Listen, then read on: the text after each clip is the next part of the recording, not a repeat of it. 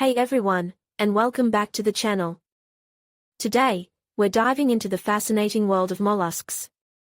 These creatures are incredibly diverse, and they come in all shapes and sizes. But what exactly makes a mollusk a mollusk? Let's break it down. First, let's talk about their body structure. Mollusks have a soft, unsegmented body, which is usually covered by a hard shell. This shell is actually secreted by a special layer of tissue called the mantle. The mantle is a thin, fleshy fold of tissue that surrounds the body of the mollusk. It's responsible for creating the shell, and it also plays a role in respiration and excretion. Now, let's talk about movement. Most mollusks have a muscular foot, which they use for locomotion. This foot can be used for crawling, burrowing, or even swimming, depending on the species. Some mollusks, like squid and octopus, have evolved more complex methods of movement, using jet propulsion to move through the water. Speaking of shells, they are a defining characteristic of many mollusks. The shell is made of calcium carbonate, and it provides protection from predators and the elements. The shell can be very simple, like in the case of a limpet, or it can be incredibly complex, like the intricate spiral of a nautilus shell. Mollusks also have a well-developed nervous system, which allows them to sense their surroundings and respond to stimuli. They have a brain, which is located in the head region, and a network of nerves that extend throughout the body. This nervous system allows them to perform a variety of complex behaviors, including finding food, avoiding predators, and even communicating with each other. Finally, let's talk about respiration. Most mollusks breathe using gills, which are feathery structures that extract oxygen from the water. These gills are located inside the mantle cavity, which is a space between the mantle and the body. Some mollusks, like land snails, have evolved lungs, which allow them to breathe air. So there you have it. A quick overview of the key features that define mollusks. From their soft bodies and muscular feet to their protective shells and complex nervous systems, these creatures are truly fascinating. I hope you enjoyed learning about them today. Hey everyone, and welcome back to the channel. Today, we're diving into the fascinating world of mollusks. You might be surprised to learn just how diverse this group of animals is.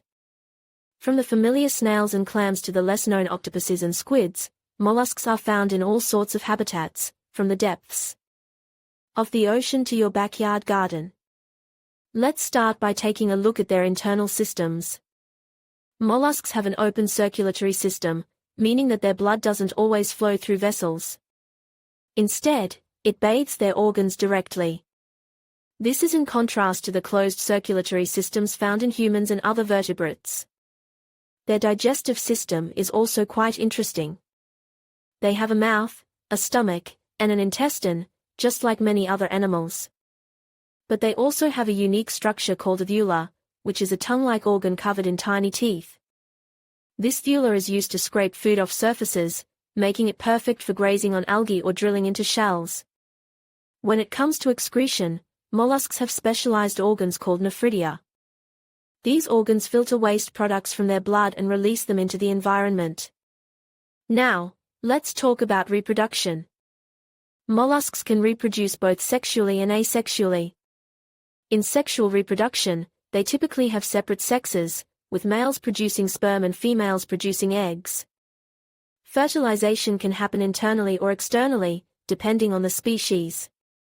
The origin of mollusks can be traced back to the Cambrian period, which was over 500 million years ago. This makes them one of the oldest groups of animals on Earth.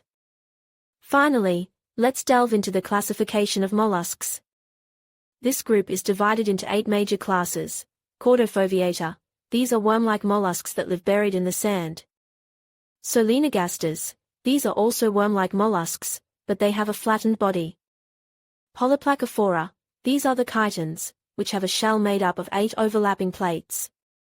Monoplacophora, these are a small group of mollusks with a single, cap-shaped shell. Gastropoda, this is the largest class of mollusks, and it includes snails, slugs, and nudibranchs. Bivalvia, this class includes clams, oysters, mussels, and scallops, all of which have TWO hinged shells. Cephalopoda, This class includes octopuses, squids, cuttlefish, and nautiluses, all of which are characterized by their large heads and tentacles. Scaphopoda. These are the tusk shells, which have a long, conical shell that is open at both ends. So there you have it. A glimpse into the fascinating world of mollusks. I hope you enjoyed this journey into the diverse and ancient world of these incredible creatures.